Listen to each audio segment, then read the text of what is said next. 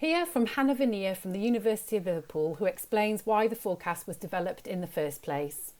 Well, farmers were reporting that Nematodirus was increasingly unpredictable, whereas they used to be able to treat at the same time every year. Sometimes it was appearing earlier, sometimes later, and catching them out. So we know that there's a really strong temperature effect with that triggers the hatching of Nematodirus eggs, and so the timing of the risk depends on when that hatching occurs. And so we could use all of that information from really meticulous lab studies on how Nematodirus responds to temperature to be able to predict when hatching would occur in different places.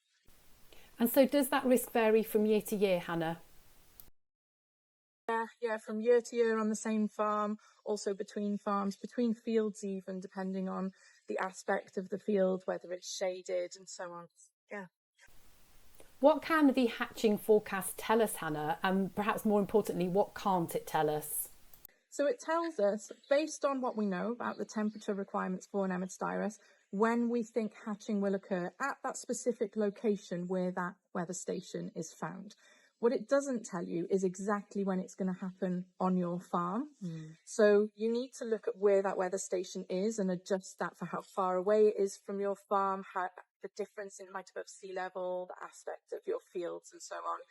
It doesn't tell you whether your lambs are being exposed to infection either, because they might be grazing fields that were grazed by lambs last year, and in that case they'll be at lower risk than if they were grazing heavily contaminated pastures.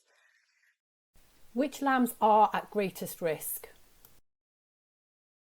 So lambs about 6 to 12 weeks of age are at greatest risk, because by about 6 weeks of age they're taking in a lot of grass, which is where the larvae are found, the larvae that hatch from the eggs.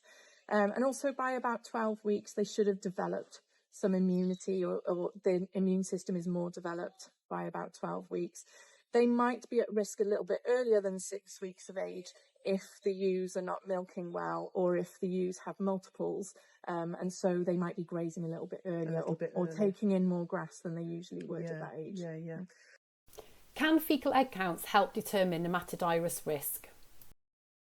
So for the current year, then fecal egg counts are not very useful, because by the time you see eggs in the feces, the damage is already likely done. So it takes about 2 weeks from the time that the lambs are infected to seeing eggs in the feces.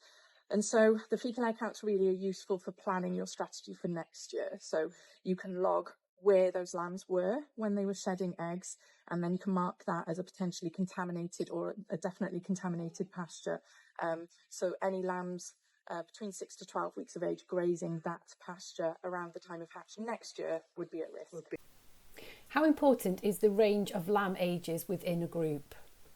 Yeah, really important, because they're going to be on different fields for a start, and those fields might have different contamination based on how you used that grazing last year, but also the different ages on those fields. So some fields might have lambs older than 12 weeks that you're not so worried about, and others might have much younger lambs.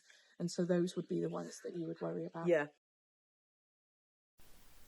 And so how should we decide which lambs to treat? Don't just look at the hatch forecast and treat across the board on your farm. Think about the different groups and where they are, and just treat the groups that you need to. Yeah. And you might need to treat another group at a different time, perhaps. Yes, exactly. Yes. Yeah.